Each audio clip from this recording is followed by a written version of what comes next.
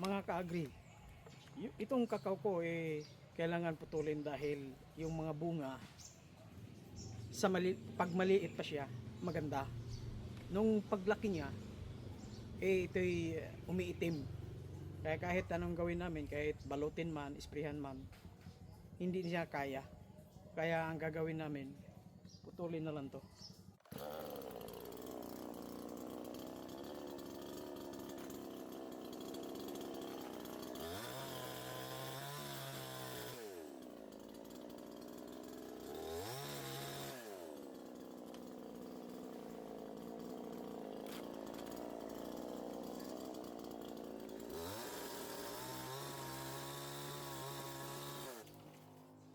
Ito yung bunga mga kaagri, di ba? Nag-iba yung yung sa balat niya. Nagkaroon ng mga uod. Karoon yung mga yung mga insect. Pero naka-spray to. Kaya putulin ko na lang dahil papalitan ko ng tanim na nyug. Yung nyug, pag once na magtanim ka ng nyug, kailangan naka-expose sa init, hindi sa lilim. Kaya pinutol ko na lang. Nakakapanghinayang pero kailangan talaga putulin. Sayang naman ang panahon pag ito'y lagi ka lang gagastos para sa nito, medisina. Kaya ito, pinutol na lang namin.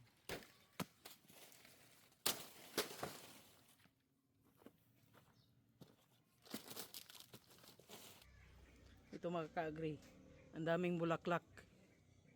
Yan sa dami, bawat puno mayroon, baba taas. Yan.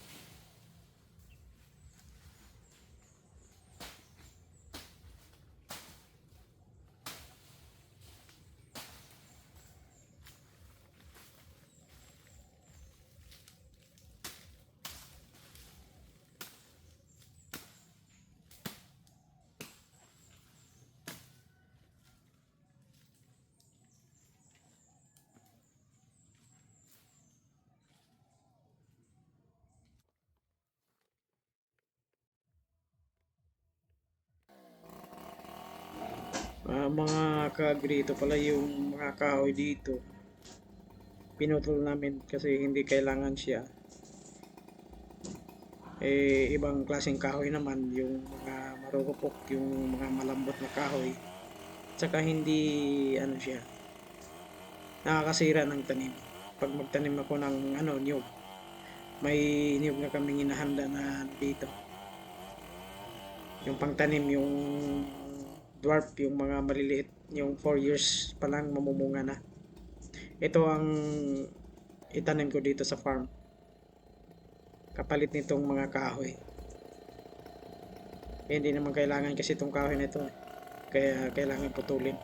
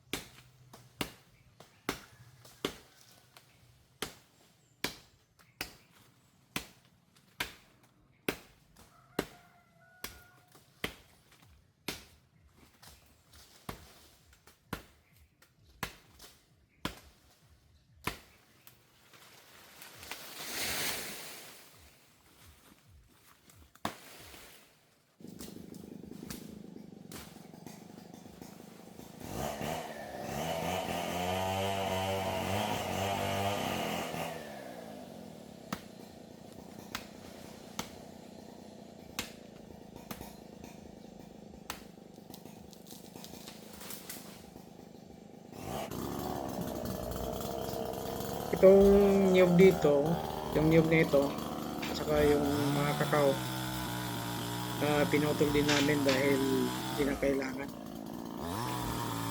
Kasi yung niyog kasi kailangan na mainit. Kailangan ma-expose siya sa mainit na lugar. Hindi siya natakpan sa mga iba-ibang tanim. Once ka kasi matakpan kasi yung niyog ng ibang tanim, mag-iba yung niya, hindi siya namumunga. At saka payat, kagaya nito, pinutol namin dahil yung puno may uod. Hindi na kaya gamutin, hindi kaya isprehan o anong klaseng gamot o medisina i-apply. Kasi yung mga dahon niya namamatay na eh. Kaya kailangan putulin.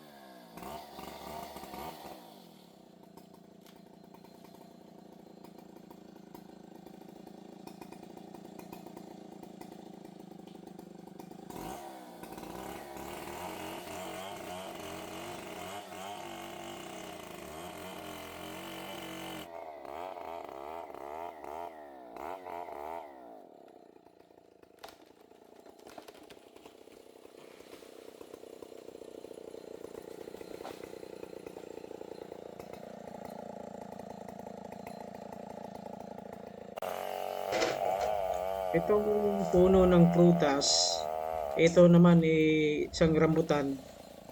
Pinutol namin dahil maasim. Hindi siya matamis. At saka kakaunti lang yung bunga. Kaya para malinis yung lugar, pinutol namin yung lahat. Para natapon pa. Tapon yung gasolina. Ito naman yung mga kakao, yan. Sinabi ko naman, ang daming uod, daming langgam. At saka yung ano, yung bunga niya kusa siyang mamamatay, umiitim.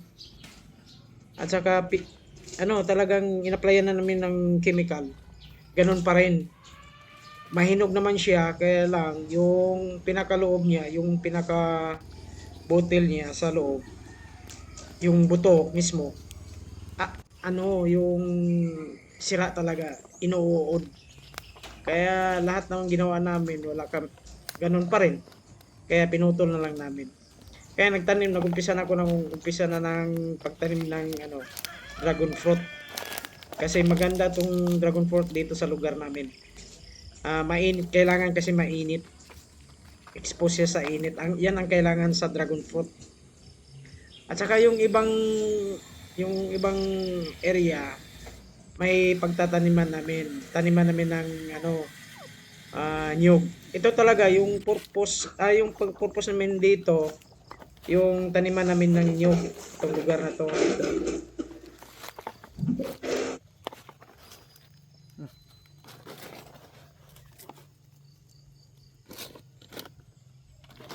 Jumbo.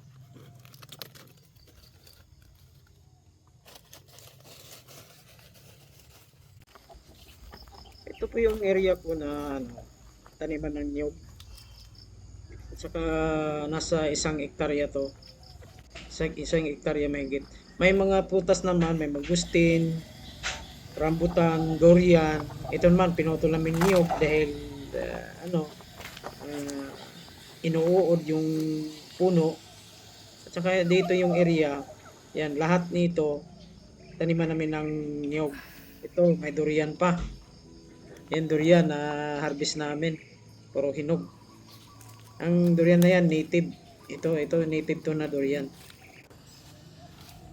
Ito, may mga puno. Pero ano yung mga puno? Mga malalambot.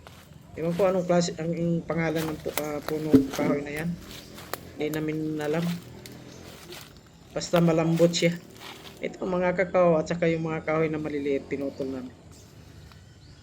At saka hindi na ano yung kahoy na yan. Nakasira sa tanim eh. Tingnan mo yung mga niyog, yung dating tinanim ng niyog. Hindi siya namumunga. Hindi rin lumaki. Ayan. Inuod yung puno at saka yung dahon. Nasisira lang. Kaya pinutol namin para pagtaniman namin ng niyog na dwarf. Yung 4 na taon lang mamumunga na.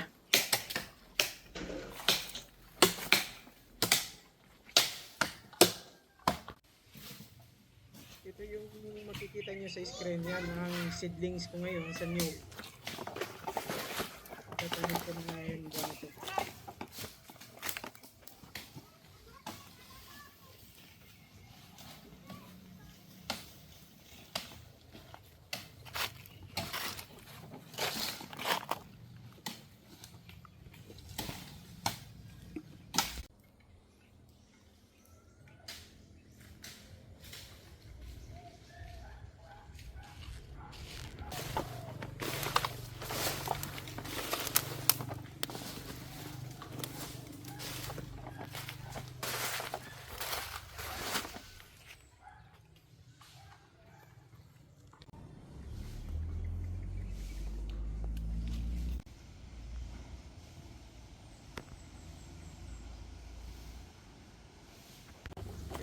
Area lahat mga kagri, ito lahat yung pagtaniman ko ng mga niyog. Ito ay 4 na taon lang magbubunga na. Tsaka mga kagri, don't forget to subscribe ng channel ko. Paki-share naman kung nagustuhan nyo. Paki-share naman at saka subscribe. At saka mag-comment naman kayo para naman matutunan ko rin yung natutunan nyo. Maraming salamat sa mga kagri, OFW Agri Farm. Don't forget to share my videos. Maraming salamat po.